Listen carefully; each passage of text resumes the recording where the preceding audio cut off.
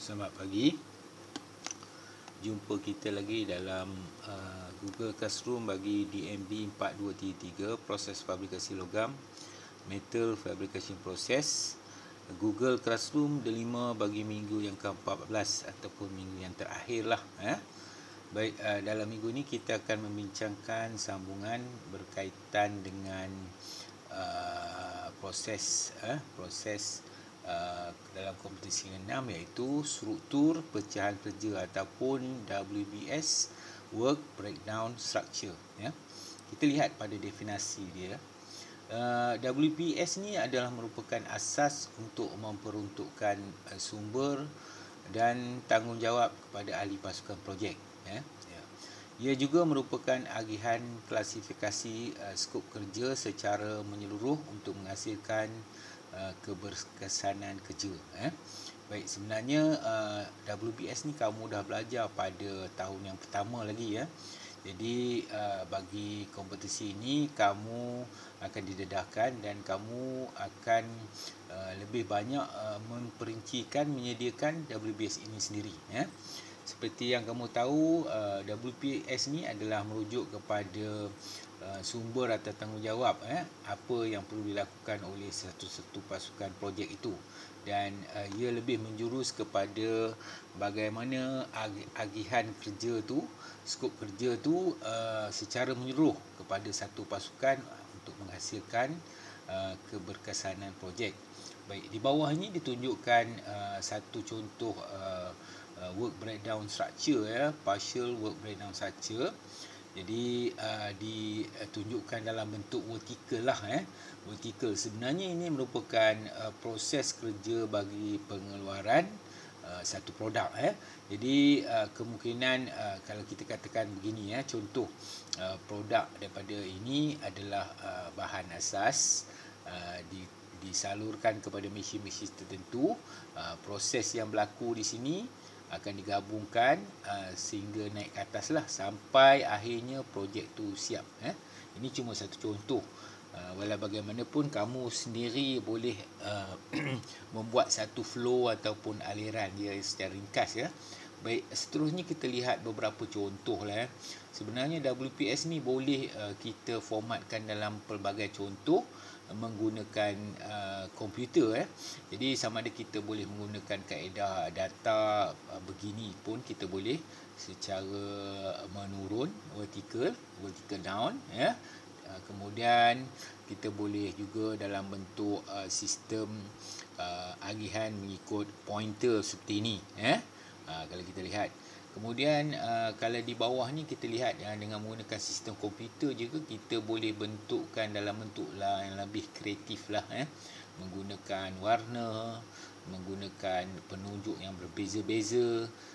Walau bagaimanapun aliran ni akan menunjukkan skop kerja ataupun tugasan tadi untuk menghasilkan keberkesanan kerja. Baik, yang ini pula dia menunjukkan satu contoh dalam bentuk hampir macam cartagan. Dia menunjukkan proses kerja tu secara flow, secara menurun tapi dalam bentuk jadual, dalam bentuk jadual.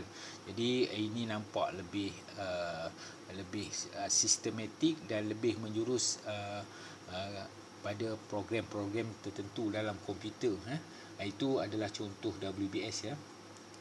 Baik, seterusnya kita lihat pada cartagan pula. Apa dia cartagan? Cartagan ni adalah merupakan jadual yang kita gunakan sebagai panduan untuk menyiapkan kerja dalam tempoh masa yang ditetapkan. Okey, kita tahu cartagan ni dia akan menunjukkan panduan kerja untuk kita siapkan mengikut masa. Masa yang paling penting, maknanya kerja dan masa.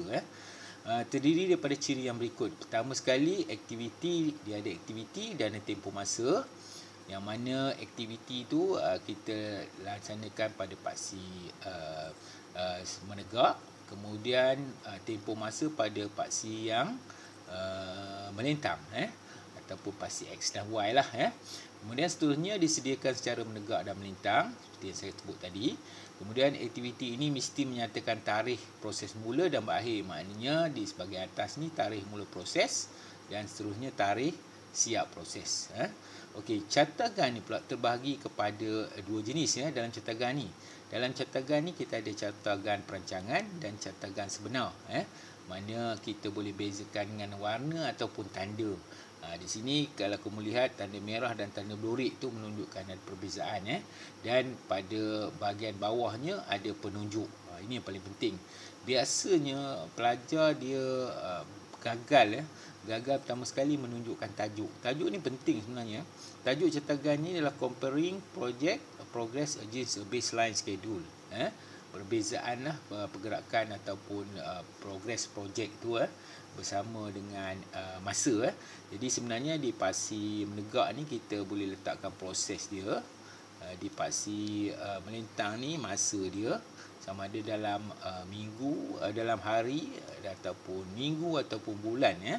Kemudian di dalam tu kita akan tunjukkan, bezakanlah yang di sebelah atas tu yang kita rancang, program kita rancang, yang di sebelah bawah ni program kita laksanakan, dan pastikan ada penunjuk di bawah ni. Jadi itu adalah beberapa kelemahan pelajar dalam menyediakan cetagan. Baik. Seterusnya kita lihat cetagan ni boleh kita olahkan dalam beberapa proses lah mengikut kreativiti menggunakan teknologi komputer. Jadi memang ada disediakan program-program khas yang berkaitan dengan cetagan. Ini satu contoh lah dalam bentuk Excel. Yang ini juga dalam bentuk Excel, lebih sophisticated dan rumit. Kemudian ini pun dalam bentuk Excel. Ini pun hampir sama tapi dalam bentuk Excel yang dipecahkan. Jadi dalam komputer ni sebenarnya ada pelbagai program yang khususlah yang mudah untuk membina cetagan.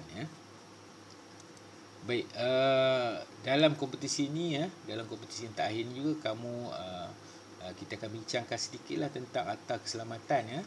Jadi Akta Keselamatan dan Kesihatan Pekerja Akta Kilang dan Jentera 1967. Jadi semua pekerja berhak ke atas setiap peraturan ini. Jadi Akta Pekerja ni di bawah DOSH ataupun Department of Safety Health.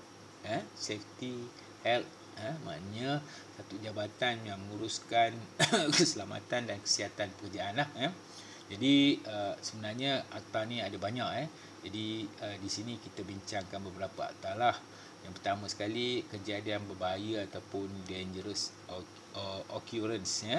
Kejadian berbahaya ni maknanya kejadian ataupun kemalangan yang mungkin berlaku, jadi kita perlu alert lah benda ni.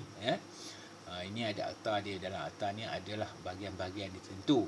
Kemudian dalam Akta Jentera dan Kilang 1967 ni juga adalah berkaitan dengan keracunan pekerjaan, penyakit pekerjaan ataupun occupational poisoning and disease. Seterusnya ada kemalangan nyaris ataupun near miss, yang mana kemalangan yang boleh berlaku, hampir-hampir berlakulah. Kemudian ada juga membincangkan tentang kemalangan ataupun accident. Seterusnya ada kecederaan, membincangkan pasal kecederaan badan yang serius. Kemudian ada kecederaan yang boleh membawa maut lah. Kecederaan mana cedera bawa maut, bukan maut. Seterusnya. Dan ada juga kecederaan yang tidak membawa maut. Jadi tugas kenapa Akta Keselamatan ini penting ialah sebagai majikan mereka perlu melaporkan kemalangan, dan akan menggunakan borang khusus bagi JKKP 6, borang khusus JKKP, Jabatan Keselamatan dan Kesihatan Pekerjaan 6.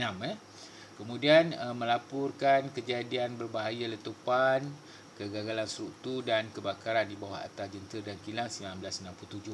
Baik, sebenarnya kalau kita lihatlah di bengkel, antara peralatan keselamatan yang ada di bengkel kita ni adalah seperti air compressor ataupun kebuk ampegas, dan juga peralatan mengangkat ataupun lifting equipment. Jadi kedua-dua equipment atau peralatan ini perlu mendapat pengesahan keselamatan daripada pihak DOSH tadi. Jadi maknanya dia perlu ada berlesen dan perlu mematuhi syarat-syarat dia. Jadi Akta Keselamatan ni penting. Kamu boleh rujuk kepada rujukan Akta Keselamatan dan Kesihatan Pekerjaan Akta Kilang dan Jentera 1967. Kamu boleh dapatkan sama ada dalam sumber melalui internet ataupun kamu boleh rujuk di perpustakaan kita berkaitan dengan akta-akta ini.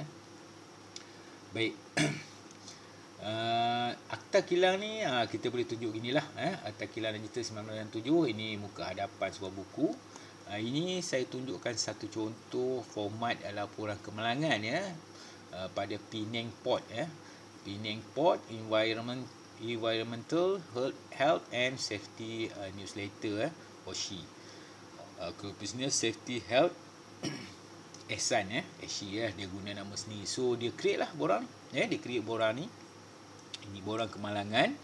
Sedikit petunjuk lah sedikit petunjuk tentang bahagian-bahagian yang terdapat dia tulis sini, penting pastikan laporan dibuat kepada eksekutif operasi yang bertugas. Ini langkah dia lah.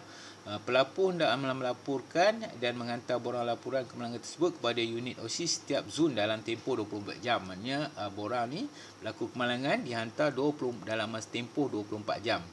Pastikan kemalangan yang dilaporkan telah disiasat dan langkah penambahbaikan telah dilaksanakan untuk mencegah kejadian sama supaya tidak berulang. Maknanya dalam notifikasi kemalangan ni dia dah nyatakan apa yang berlaku, proses dia dan tindakan yang dilakukan lah. Jadi ini antara contoh lah berkaitan dengan tak semestinya kita perlu ada borang yang sama, tapi ini boleh dijadikan satu rujukan lah bagi memenuhi Akta Kilang dan Jentera dan mematuhi Akta Kilang dan Jentera 1967 tadi. Baik, saya rasa itu saja yang akan kita bincangkan. Kita dah selesaikan kuliah bagi DMB 4233 4233 ini. Jadi berkaitan dengan metal fabrication process, kita dah bincangkan sehingga kompetisi yang ke-6. Kita dah selesai Google Classroom demo minggu ke-14. Jadi tempoh pelajaran 4 minggu telah selesai dan kamu akan menduduki ujian perpisahan akhir lah. Jadi saya harap kamu dapat memanfaatkan tempoh kuliah Google Classroom kita selama 14 minggu ini, dan kamu boleh rujuklah bahan-bahan ini melalui bahan lain internet, dan bahan saya sendiri kamu boleh rujuk pada YouTube selama tempoh 14 minggu ataupun 14 slide Saya ucapkan terima kasih kerana kamu setia mendengar selama lebih kurang 14 minggu. Saya ucapkan tahniah juga kamu dah selesaikan kuliah selama 14 minggu secara Google Classroom ataupun online. Kita akan berjumpa lagi. Sekian, terima kasih. Assalamualaikum.